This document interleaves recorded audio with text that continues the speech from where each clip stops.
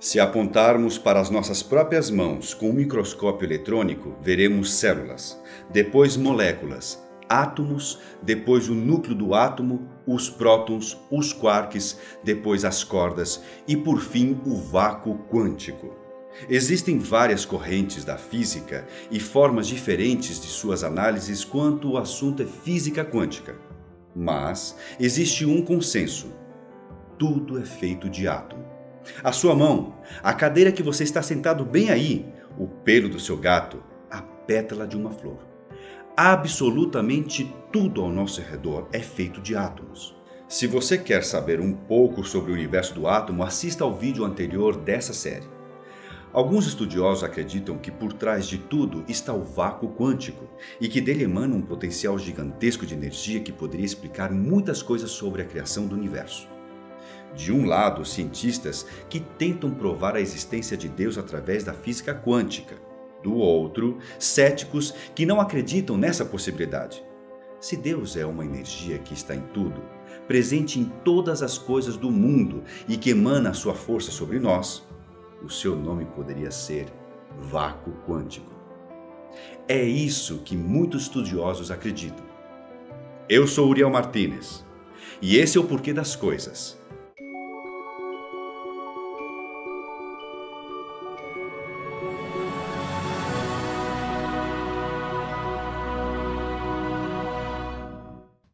O vácuo quântico pode ser descrito como um mar de energia infinita de onde tudo nasce. Esse oceano está por trás de todos os átomos que constroem o mundo, como se fosse o primeiro tijolo de uma construção. É através da energia desse vácuo que a matéria passa a existir.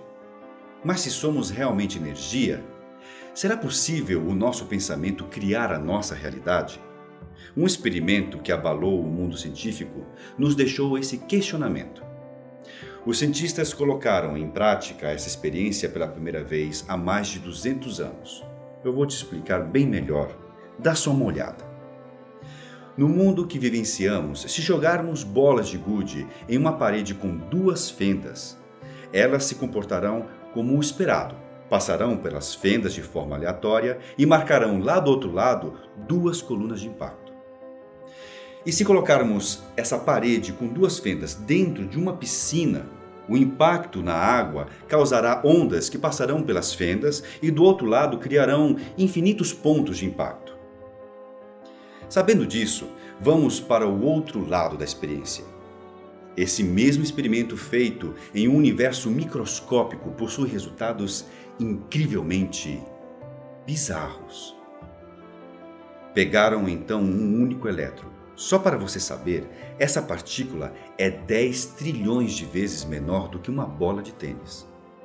E então ele foi disparado sobre uma placa de metal com duas fendas. O resultado foi muito estranho. Esse único elétron foi capaz de passar pelos dois buracos ao mesmo tempo, criando do outro lado da parede pontos infinitos de interferência. Notaram que ele não agiu como partícula, e sim como ondas? Mas como isso aconteceu? Como um objeto consegue estar em dois lugares ao mesmo tempo?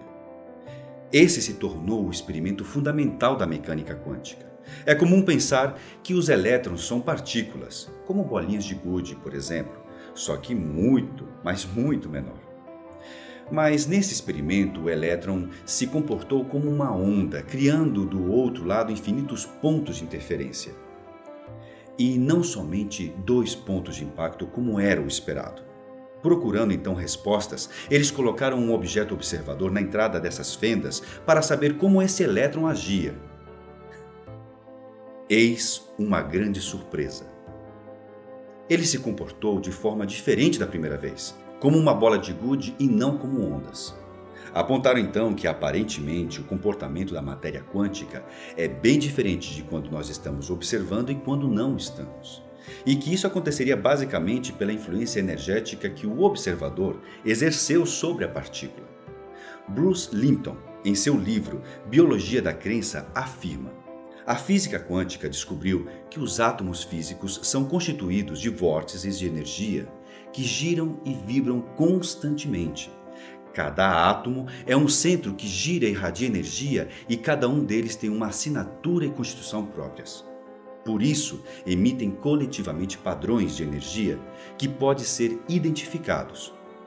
Todo material no universo, incluindo você e eu, irradiamos uma assinatura energética única. Quando o elétron foi observado, interferiram no seu rumo.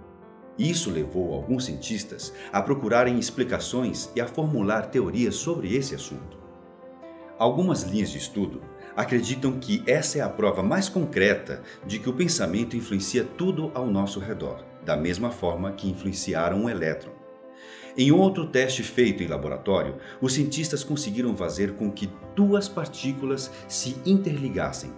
Juntaram duas partículas e depois as separaram em distâncias gigantescas.